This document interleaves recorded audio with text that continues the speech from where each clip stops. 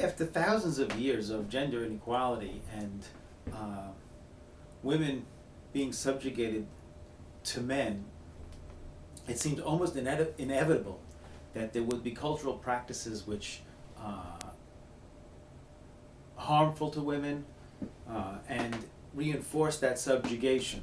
And some of these things have been ensconced in culture and in the societies in which they're practiced.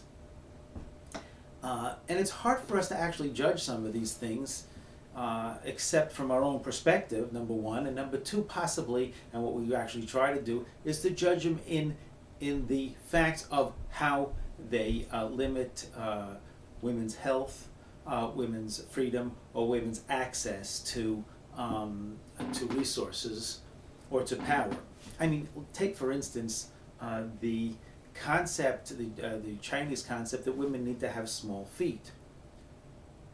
So therefore, there's been a practice for thousands of years in China to bind women's feet at birth so that they remain small. And this has been considered an act of beauty. But as a result, women's feet have been deformed and painful and difficult for them to actually move around. Now, one theory might say, in the conflict theory, that this would be a way of keeping women from running away, keeping them subjugated. But the question is, how much is this part of the culture, and how much would we say that this is a means of keeping women under the thumb, so to speak? Now, every single culture seems to have this, and I think it certainly is a worthwhile exercise to try to understand. And it seems, additionally, that as societies become more modernized, these practices will take less of an importance in the society. Certainly, Western society has been has many instances. As a rule of thumb, these practices are worldwide. As a matter of fact, as a rule of thumb itself seems to be a particularly misogynist type of rule. What does it mean? Well, the rule of thumb actually was a law in England that if you're going to beat your wife with a stick, it has to be not as less thick than a thumb. That was the rule of thumb. So certainly we've had those things very rampant in Western society also. There's another custom which has been in the news quite a lot recently in the past years, and this is the question of a female genital mutilation. Although some people call it female circumcision, which it definitely is not, because it is not the removal of a foreskin. It's the removal of the complete clitoris, and where circumcision means a circular cutting of the foreskin, which obviously I have no problem with, and it certainly does not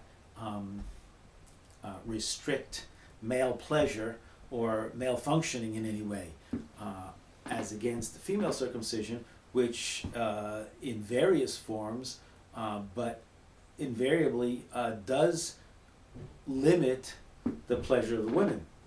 So there's a question here that it really might be quite abusive, and certainly by our standards it does. But then think again, how much is this ethnocentric and how much it is pure human rights? And my personal belief is the way it is, but for you to think about it is something to question, okay? Because there are women who think that this is the proper thing to do, and women of that culture say, why do you Western people butt into our customs? So these are things that people really should think about. I mean, when you think about it, that might be 100 million or 200 million females who have gone through this. Most of them, my guess is, aren't against it. But what are those who are against it? And then, on the other side, what about if somebody is running away from such a practice to the United States? Can they be accepted as refugees? And it's something that we have to think about. Right? Should we as Americans try to stop this custom? That's probably something we need to think about. But in our country itself, of course, there has been quite a long history of subjugating women. And of course, we have, as soon as the society began to become more modernized, we also got the rise of feminism, which is a way of fighting back to this subjugation. A beginning, of course, with the fight for universal suffrage. In other words, the right for the women to vote, suffrage meaning the right to vote. And going on through equality in gender roles, which when I was growing up, it was not even thought of before 1964 of equality in gender roles. There was, women were cleaning and cooking and serving and taking care of children, and very few women actually went out to work full-time jobs. In the books that we learned to read, it was Dick and Jane was watching her mother do the cleaning and sewing and knitting, while Dick was going out playing with his father football and taking care of the animals. And that has certainly changed a lot in the past 40, 50 years. But nonetheless, there are still many, many areas which are just changing afterwards and slowly. Research in healthcare was originally done only on men. And until today, there is a bias in treating women. Well, it's getting it's getting less as it goes, but women would not be are less likely to be diagnosed with heart problems or circulatory problems, because that seems to be, in some people's minds, and even in the medical profession's minds, a male disease. And this has a long tradition in Western culture and Western medicine. There have been female diseases. Certainly what we now call in psychiatry conversion disorder was at one point called hysteria, and hysteria comes from the same root as hysterectomy. In other words, it was viewed as a disease of the womb, and one way of treating it was a hysterectomy, or treatments of the female parts. Then there's further things to, and even later on, as far as late as the 1980s, doctors were suggesting hysterectomies, even at a higher rate than was actually necessary, because women seem to have been scared a lot easier, and it's much easier to sell a hysterectomy to a woman who's afraid that she might be getting cancer. Furthermore, there's a change. There's been a unequal treatment in education. Even though we don't see that much of a difference necessarily, there's been a push for women and girls to do well in the maths and sciences, and there might not be some changes in it, but even so, even if there was a statistical difference, that statistical difference would have absolutely no relevance on any particular male or female. And I think that's important to note, because that is where we can have the equality regardless of the research.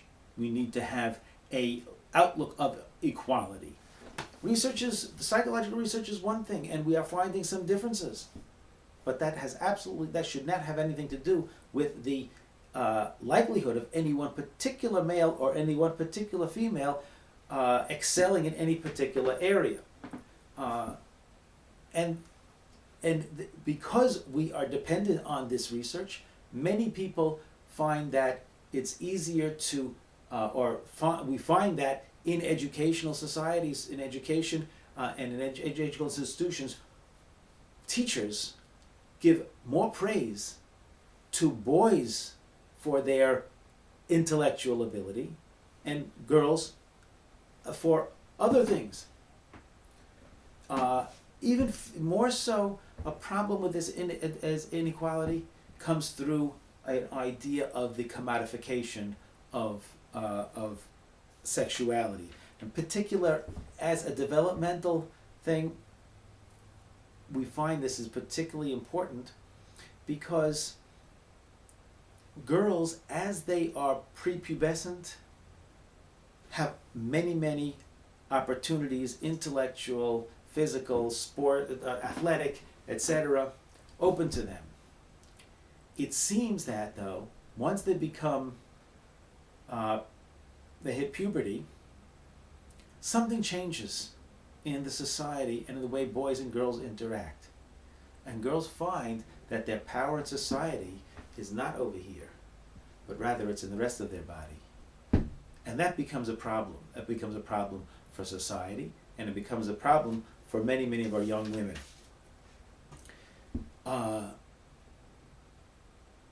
The implications of that in society go very far in the likelihood that they're going to work harder to get ahead, and the likelihood that once they do get ahead, how much of their physical attractiveness affects their achievement and their advancement. All this becomes extremely confused in what becomes the real priority. When you see one, you ought to look for the advancement of females as against males, or males as against females.